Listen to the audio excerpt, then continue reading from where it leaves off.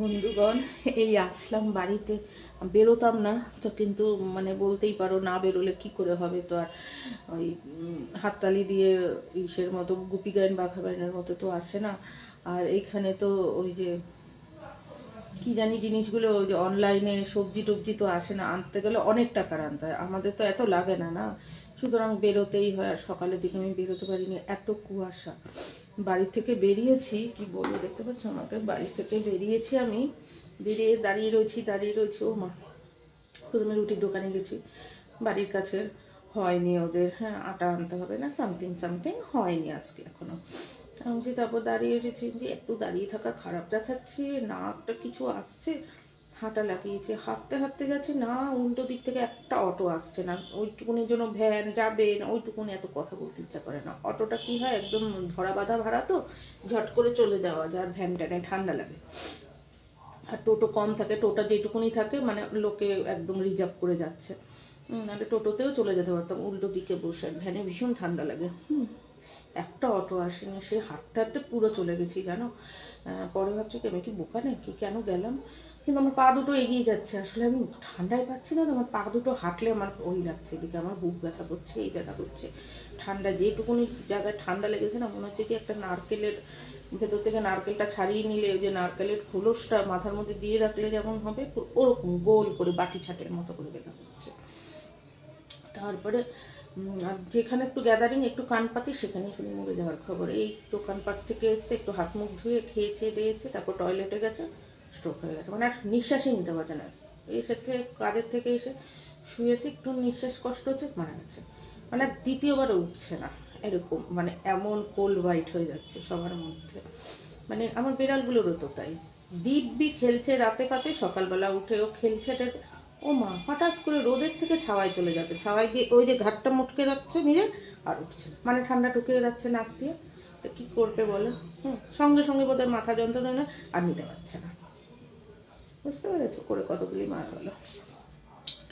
তারপরে কি বাজার আনি চিন্তা।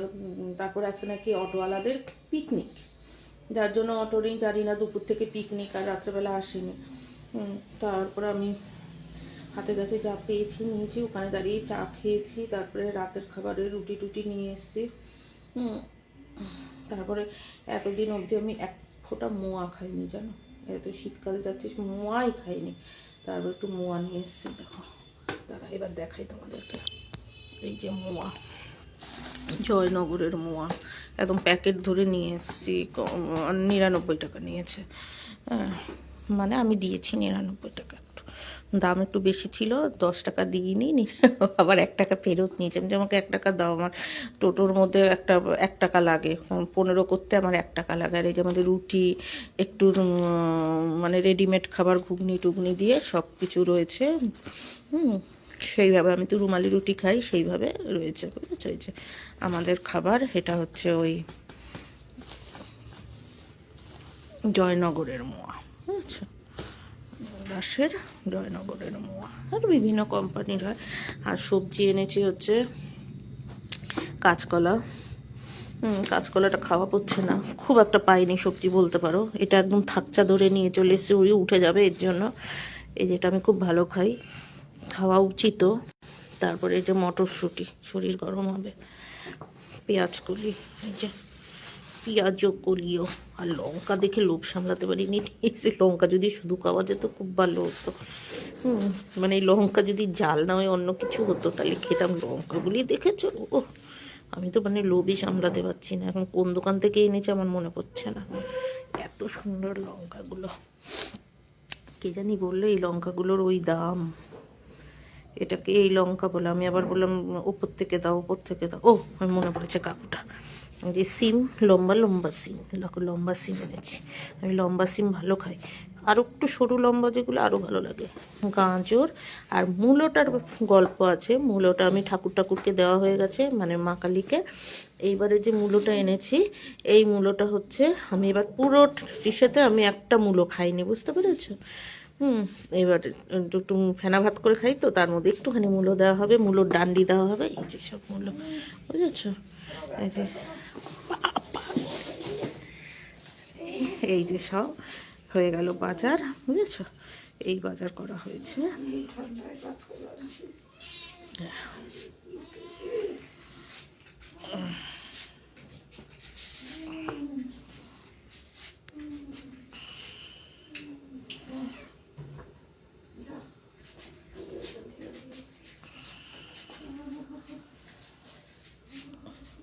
বুঝেছো কি কি সবজি, এই দেখো একটু ভালো করে দেখা।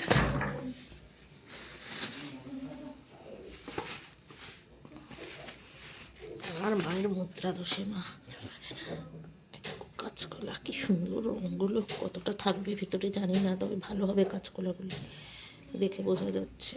লঙ্কা দেখো, পুঁইপিটুলি আমি ভীষণ ভালো খাই, পুঁইপিটুলিটা আমি সবই ভালো খাই।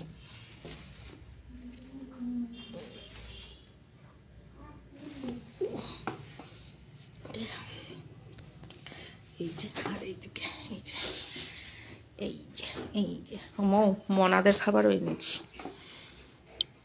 মনাদের খাবারও এনেছি। দাঁড়িয়ে থেকেছি 45 মিনিট, তারপরে হয়েছে সবে দোকান খুলেছে, তো জোরজার করা যাবে না, দোকান খুলবে, ওই যে সন্ধ্যাবাতি দেবে, তারপরে সে ইয়ে করবে, অন্য খদ্দেরকে দেবে, জিনিস বার করবে, দাম দস্তুর করবে, আমার সাথে না, তারপরে তো দেবে।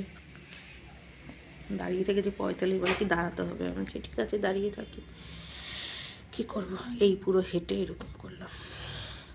আসার সময় টোটোকে জিজ্ঞাসা করে করে, ও যেহেতু অটো নেই, টোটোকে জিজ্ঞাসা করে করে করে করে তারপরে আমার কি নিচের দাঁত ফাঁকা হয়ে যাচ্ছে নাকি, আমার তো দাঁত ফাঁকা না, আমার বাবার মতো ঠাসা দাঁত, সেগুলি করে দাঁত মারি তো ওষুধের মতো, তার জন্য। তাহলে এবার রাখি, দেখিয়ে দিলাম আজকে কী কী বাজার।